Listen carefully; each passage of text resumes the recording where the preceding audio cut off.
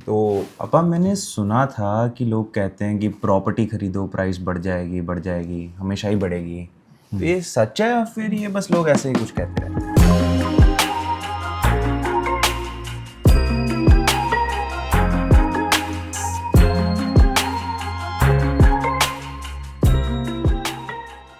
देखिए सच है। अगर मैं अपनी बात करूं तो मैंने तो आज तक अगर किसी से पूछा 10 साल के पीरियड में अगर आप किसी को पूछो तो कौन सी प्रॉपर्टी है या कौन सा कोई केस मेरे को ऐसा कोई दिखा नहीं है कि जो 10 साल में कम हो गई हो। तो प्रॉपर्टी और सोना ये दो चीज़ें हैं जो कभी भी कम नहीं होती हैं। हाँ, they might plateau for some time, यानी कि एक स्तर पे आके रुक सकती हैं, लेकिन वो कभी ऐसा नहीं होता कि वो हमेशा उसी स्तर पे रहेंगी या बिल्कुल नीचे जाएंगी। बट हाँ, कभी नीचे नहीं जाती प्राइसेस, हमेशा वो एक ही उस पर रहती है। और इसका प्राइमरी रीज़न ये है कि गोल्ड और रियल एस्टेट दो ऐसी चीज़ें हैं जिसको लोग हेज करने के लिए अपने जैसे कहते हैं ना, बुरे समय के लिए हमने कुछ रखना है अपना, तो दो ही चीज़ें होती हैं जो बंदा हमेशा रखता है अपने लिए, या तो सोना रखता है या गोल्ड रखता है या वो प्रॉपर्टी रखेगा, क्योंकि वो स्टेबल रहेंगी थोड़ी, क्योंकि वो स्टेबल रहेगा। और वो कभी भी ऑब्वियसली, मतलब अगर हम 5-10 साल का लेके चलें तो 5 साल 10 साल का अगर हम पीरियड लेके चलें तो 10 साल में एक आधा साल या 2 साल मैक्सिमम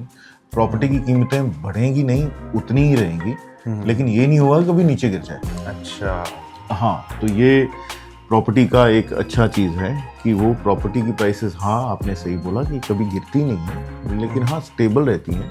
बीच बीच में टाइम पीरियड आता है कि जब वो एक लेवल पे रहती हैं, बढ़ती नहीं है। हाँ जी। दूसरा, मेरे दिमाग में बहुत कन्फ्यूजन सी हो रही थी। अब जैसे मैंने रहने के लिए अब प्रॉपर्टी लेनी है या फिर मुझे इन्वेस्टमेंट के लिए लेनी है, तो मुझे क्या चीज़ें ध्यान में रखनी चाहिए रहने के लिए और क्या चीज़ें ध्यान में रखनी चाहिए अगर मैं ख़रीद रहा हूँ इन्वेस्टमेंट के लिए? क्योंकि मेरे को वो समझ नहीं आता, क्योंकि प्रॉपर्टी तो हर डायरेक्शन से बढ़ती है उसकी प्राइस। Okay, good. हाँ, ये बड़ा अच्छा क्वेश्चन पूछा तूने। इसमें क्या होता है कि प्रॉपर्टी जो है वो अपनी एज के अकॉर्डिंगली उसकी ज़रूरत चेंज होती रहती है। अब सपोजिंग कोई बंदा है, वो चाहता है कि मेरे को ऑफिस के नज़दीक चाहिए, कुछ कहेंगे जी नहीं जी मेरे को, मैं थोड़ा सा बड़ा हो चुका हूँ, शादी हो चुकी है, जैसे अभी तेरी शादी नहीं हुई तो तेरे को दफ्तर के नज़दीक है तो तेरे को दफ्तर के नज़दीक चलेगा। जब शादी होगी, बच्चे होंगे, तो ऑब्वियसली बंदा देखेगा स्कूल पास में होना चाहिए। ठीक है, अगर घर में बुजुर्ग हैं तो कहेगा कि कोई मेडिकल फैसिलिटी साथ में होनी चाहिए। तो ये आपको अपनी ज़रूरत देखनी है कि आपको आपकी प्रायोरिटी किस एरिया में। अच्छा। और अगर तीनों इकट्ठे मिल जाए तो सोने पे सुहागा है, पर वो स्कूल भी पास है। हाँ, उसमें यूजुअली प्रॉपर्टी में कुछ ये चीज़ दिक्कतें तो रहती हैं कि आपको सारा कुछ, वो कहते हैं ना, हर किसी को मुकम्मल जहाँ नहीं मिलता, कभी ज़मीन तो कभी आसमान नहीं मिलता। तो ये बहुत हद तक वैसा ही है। अच्छा कि सारी चीज़ें अगर आप कहो किसी प्रॉपर्टी की मिलनी है तो नहीं मिलेंगी, और बड़े हद तक ये आपके इनकम लेवल पे भी डिपेंड करता है। तो प्रॉपर्टी का अगर हम कहें तो प्रॉपर्टी का एक ट्रायंगल है जब हम लेते हैं। अच्छा। तो on the top of the triangle और the top of the pyramid is your price, then comes your location and then comes your size. ठीक है, अब आपके इनकम लेवल पे ये कैसे डिपेंड करता है कि अगर तो आप I would say lower income group से हो या मिडिल इनकम ग्रुप से हो, तो आपका जो प्रायोरिटी, आपको यूजुअली प्राइस ही आप देखोगे जी, आपको साइज और लोकेशन पे कॉम्प्रोमाइज़ करना पड़ेगा। एक तो जवाब ठीक है। अब जब आपकी इनकम बढ़ती है, जब आप अपर मिडिल क्लास में आ जाते हो या एफ्लुएंट क्लास में आ जाते हो, तो उस केस में आप किस एक चीज़ के ऊपर कॉम्प्रोमाइज़ कर सकते हो, यानी कि आपको करना पड़ेगा यूजुअली या प्राइस पे नहीं तो साइज पे, नहीं तो लोकेशन पे। ठीक है, तो मोस्ट प्रोबेबली आप प्राइस और आई वुड से साइज पे करोगे, बिकॉज जब आप हायर इनकम पे जाते हो तो आप प्राइस अफोर्ड कर पाते हो, लोकेशन आप चूज कर पाते हो, पर आपको वो साइज नहीं मिलेगा। और जब आप एफ्लुएंसी से बढ़ के एक एचएनआई बन जाते हो, करोड़पति टाइप, करोड़पति बड़े वाले, ठीक है, बड़े वाले विद डीप पॉकेट्स जब आप होते हो, तो आप फिर तीनों चीज़ें इकट्ठे ले सकते हो। उदाहरण मैं इसका दूंगा कि आपने अगर आज की डेट में चंडीगढ़ में प्रॉपर्टी लेनी है तो you need to have very deep pockets. उसके लिए तो बहुत, ठीक है ना, बहुत पैसा चाहिए उसके लिए। तो अगर तू बहुत ज़्यादा कमाएगा ले लो तो ले लो, फिर कोई दिक्कत नहीं है। ठीक है, तो ये चीज़ें हैं। और इन्वेस्टमेंट का तेरा दूसरा पार्ट आ गया इसमें, जो तू कह रहा था कि इन्वेस्टमेंट के लिए आपने लेनी है। तो क्या देखना? तो इन्वेस्टमेंट के लिए बेटा सबसे बड़ी चीज़ तो ये है, इन्वेस्टमेंट कोई भी हो, चाहे प्रॉपर्टी की हो, चाहे आप म्यूचुअल फंड्स में हो, चाहे इक्विटीज़ में जा रहे हो, तो अपना एक होराइजन ज़रूर देखना है कि कब तक चाहिए आपको पैसा होगा, आपकी नीड बेस्ड क्या है, आपको कितनी देर में उसको डिस्पोज ऑफ करना है, ओके। या फिर आप रेंटल इनकम के लिए देख रहे हो, ठीक है। तो वो चीज़ें आप उसको मद्देनज़र रखते हुए, उसका ध्यान रखते हुए आप वो प्रॉपर्टी में इन्वेस्टमेंट करोगे, अच्छा ठीक है, कि आपको उस पैसे की कब ज़रूरत पड़ेगी जी। ठीक है।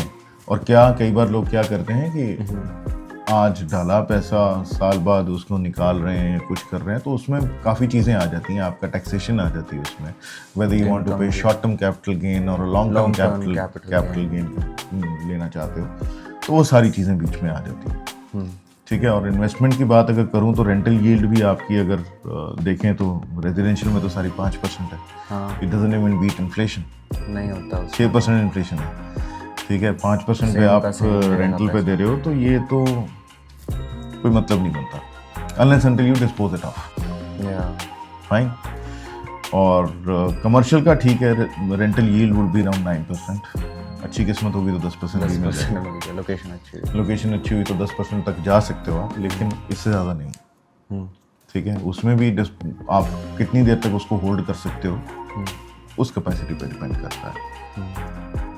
और जैसे कि लोग कमर्शियल के अंदर कहते रहते हैं कि location location location location location, वो तो आपको चाहिए ही चाहिए, ऑब्वियसली कमर्शियल में तो लोकेशन नहीं मिलती है, उसमें वही चलेगा, ठीक है। आप तो जंगल में एक ढाबा खोले चलेगा, नहीं चलेगा ना, तो कैसे होगा वो ऑडियंस भी तो होनी चाहिए ना, कमर्शियल के लिए जो तेरा प्रोडक्ट है उसके अकॉर्डिंगली तेरे को टारगेट ऑडियंस भी मिलनी चाहिए, वो तो मैं समझता हूँ। और अब जैसे मुझे प्रॉपर्टी खरीदनी है, तो अब यूजुअली जो लोग आते हैं वो हमेशा पूछते हैं, और आजकल यूट्यूब पे भी बड़ी वीडियोस आती हैं कि आपको लोन नहीं लेना चाहिए, पूरा अपना कैश करो सिर्फ तभी खरीदो, या फिर आपको डेट में जाना चाहिए, क्योंकि अगर आप डेट में जाते हो तो उसके अलग फायदे। देखो बेटा, ऐसा है कि उसमें घर खरीदने से पहले आपकी सेविंग होनी बहुत ज़रूरी है, बिकॉज वैसे भी आपको लोन जो मिलेगा 100% प्रॉपर्टी का तो मिलेगा, वो बात भी 80% का मिलेगा, तो सेविंग है तो आप घर खरीदिए, ठीक है।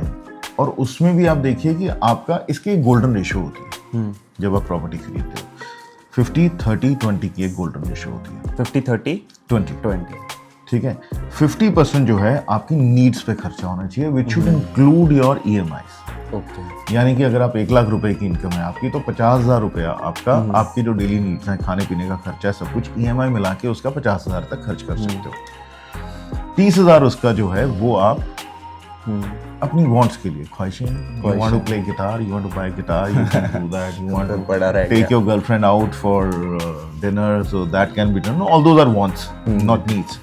And then 20% necessarily as a discipline you have to have your savings, वो होना ही चाहिए उतना, 20% सेविंग होनी ही चाहिए आप जब भी कर रहे हो, तो क्या आपका उस रेशो में बैठ रहा है?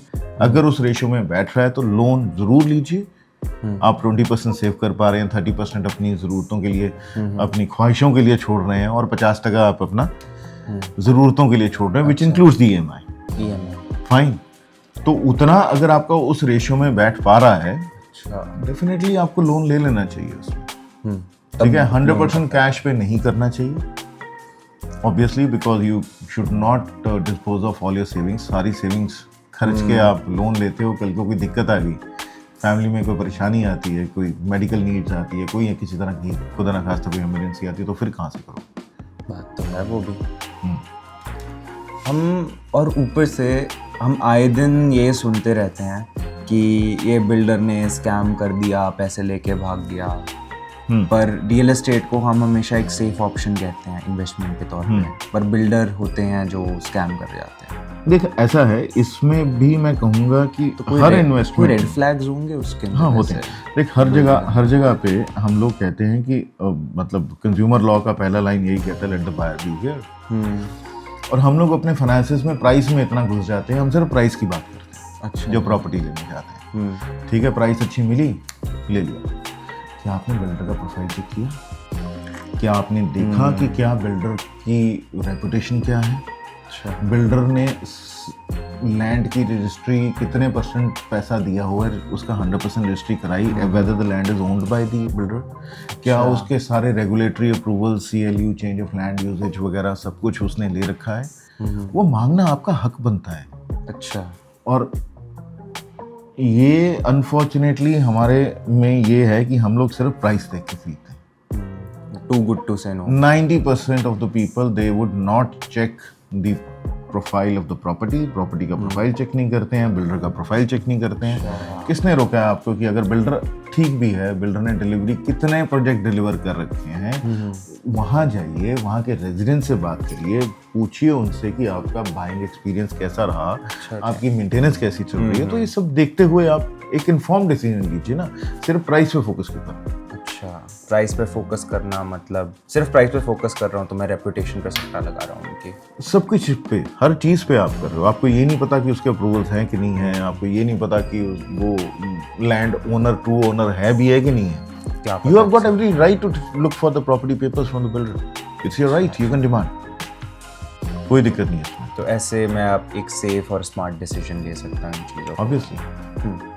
तो जैसे मेरी अभी उम्र छोटी है और अब मैं कमाने लगूंगा 2-3 सालों में, तो अब मैं कैसे रियल एस्टेट के अंदर स्टेप इन करूं और मेरे को कौन सी चीज़ें हैं जो मैं अवॉइड करूं कि पता चले मैं फाइनेंशियली रुइन होके बैठ गया हूं, मैं घर खरीदने गया था उजाड़ के आ गया। हाँ, सबसे पहले तो बेटा तू अपने जो कोक और बर्गर है ना उसको कम कर। ठीक है, सो जो वांट्स हैं आपकी 30% की उसको ज़रा कम करना पड़ेगा आपको। ठीक है, तो उसमें जैसा कि मैंने पहले बताया ऑन अ सीरियस नोट, जैसा कि पहले बताया कि घर के ऊपर 100% लोन तो मिलता नहीं है, 20% लोन तो मिलेगा। और अगर आप 1 करोड़ का घर लेने चाह रहे हो तो 20 लाख की आपको पहले सेविंग करनी है। ठीक है, और आज आप अगर बोल रहे हो कि आपको लग रहा है कि आपको 1 करोड़ का लोन घर अगर मिल रहा है आपको और आपको 20 लाख की सेविंग करनी है, और 20 लाख की सेविंग करने में अगर आप मैंने लगा के चला कि 20% आपको सेविंग करनी है, तो 1 लाख सैलरी है आपकी, 20,000 मंथली सेव कर रहे हो, साल का कितना 2,40,000। हाँ जी। तो कितने साल लगेंगे आपको? Almost 10 years, 9 years, fine, almost 9 साल आपको लगेंगे उसके लिए। तो आपकी ये 9 साल की प्लानिंग है। और 9 ईयर्स में क्या वो प्रॉपर्टी 1 करोड़ की रहेगी? द वन विच यू जो आप आज कर रहे हो? नहीं, बढ़ गया। तो 20,000 से बढ़ गया, बढ़ गया जी। ठीक है ना। ऑब्वियसली वो 1 करोड़ की तो रहेगी नहीं, वो 2 की हो चुकी होगी तब तक। अच्छा। ठीक है, तो सीधी बात है कि आपको अपनी सेविंग पहले बढ़ानी है उस पर। ठीक है, सबसे पहले अपनी सेविंग बढ़ाने पर फोकस करना है, so that you can fund 20% of that property. ठीक है, तो वो तो है ही, मतलब unless until if you do not want to borrow from me, obviously you would not. नहीं, वो तो मैं नहीं देने वाला। बाकी मैं आपसे बोरो तो नहीं करने वाला, काम तो करना पड़ेगा अब। बोरो तो नहीं करने देता हूँ, ठीक है ना, रेंट नहीं ले रहा हूँ, वही तेरी सेविंग। चलो ठीक है, चलो, ओके बेटा, बाय।